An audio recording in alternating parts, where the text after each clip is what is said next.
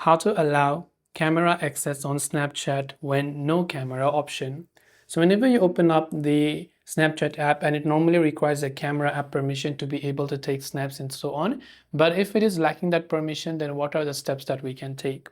Now on an Android phone, it is very simple. We can just long press on the Snapchat app icon. Then we can tap on this I button that will take us to the app information page. This setting will be found on any Android phone. From here, you can go to the option called permissions and then tap on it. And from here, you can see camera. And when you tap on it, you can allow while using the app. So there'll be other settings. You have to make sure to set it to allow.